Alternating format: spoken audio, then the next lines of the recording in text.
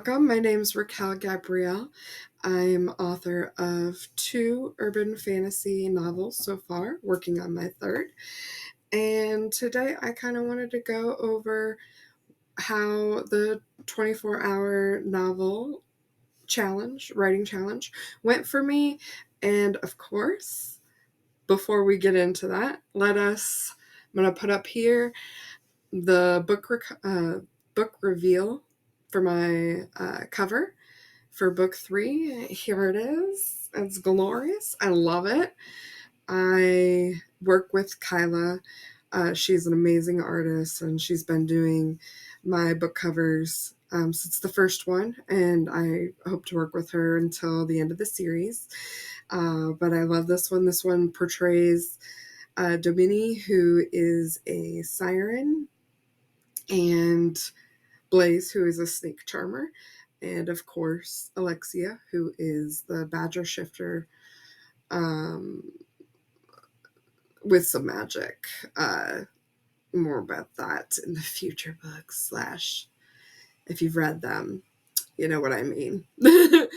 But we have the new book cover for the book that's coming out. I should have an update on that on the date that I'm going to put out for pre-order, probably next week, or an idea of it.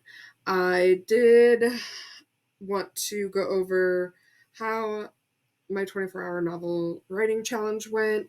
There was a bit of a hiccup with it, only because we had some terrible storms come through this weekend and some terrible winds that caused power outage for the whole city. And we were without power for I want to say 19 hours or so. It was quite a bit. It wasn't 24 hours. It was less than a day, but it was still a lot. And in the heat, it definitely was not fun, especially trying to sleep through it. I did get some writing in because I had my laptop charged, so I did some writing, though I didn't do as much as I wanted to. But that's because we wanted to clean, and we just wanted to keep busy getting things cleaned up after the storm and whatnot. So I started this on Friday. Saturday, I didn't feel too good, but I did get some writing sprints in. And then Saturday night was the storm. So Sunday, I didn't hardly do anything because we just tried to keep busy cleaning. And then we also did end up going to the movies and doing some other stuff, trying to keep cool and just trying to keep the sanity. It gets crazy when there is something that is different going on. I know a lot of people are still without power. They're even saying it could take up to a week. I am just thankful that we got our power back, and I'm just thankful for being able to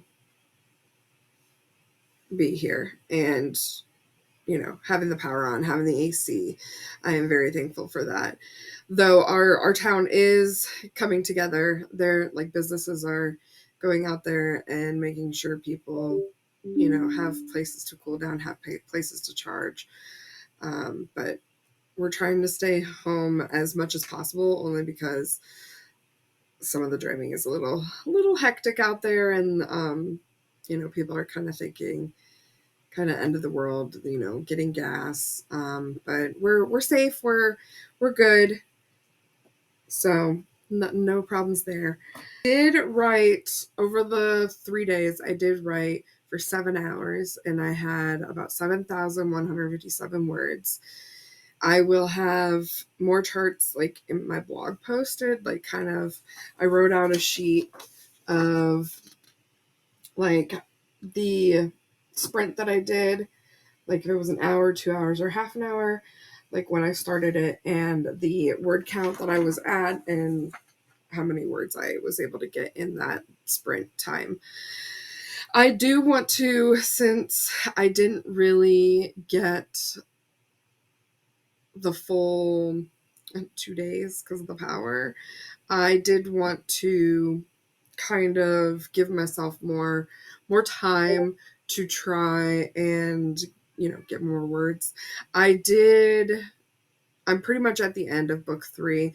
I do have to write a few more words on the ending to make it wrap it up how I want to wrap it up. But basically it is done.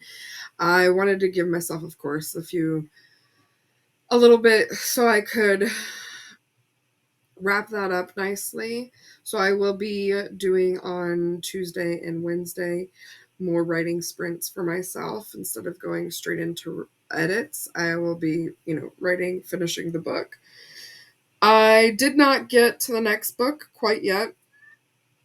But again, with the next 2 days of sprints, if I finish one book, I will go right into the next one, because I did want to do some more writing before I take on edits.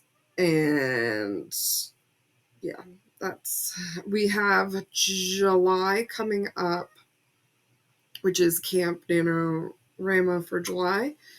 I will be working on this 4th book. It's a retelling of Ferngully, and I do want to take that on for the month of July. I haven't decided yet what my word count will be for Camp NaNoWriMo. Usually I try to keep it around 30,000. But since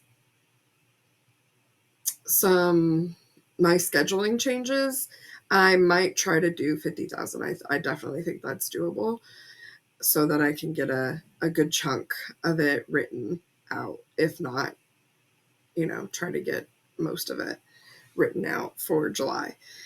Then we'll be going into some major edits for back to book 3 after that. But we'll see how it is. I did want to get some edits in this month, but I do want to focus on that writing. So that's kind of how my 24-hour writing challenge went. It was a little bit hectic. I will say I thought I was prepared because I've done writing challenges before, but yeah, didn't work out that way. Body and nature both were like, let's throw a kink into your plan. So, but again, we are safe. We are thankful that it didn't hit us as hard as some others. So, I mean, I have a friend that is still without power. We're definitely letting them know, like, if they wanted to come here, they could, to charge up their phones and have some cool air. She does have jobs though that they still have power, so they're doing fine. But that's all I wanted to kind of talk about today. Kind of crazy for a 24-hour challenge. Wish I could have partaken more, but I still plan to do my writing nonetheless and keep it. I got a lot of good words in. This book is basically at 100,000 words right now, and that's not even going through the edits yet, which will probably pack on quite a bit more. Because usually when I go through my edits, I add more description, add more. So it's not just like a white bubble they come into, or like, I just explain what's happening, show not tell. So I gotta, fix that all up. But that's what edits are for. I just get the words on the paper. You can edit it to make it better. Sorry if you can hear my cat. She's meowing. She wants in.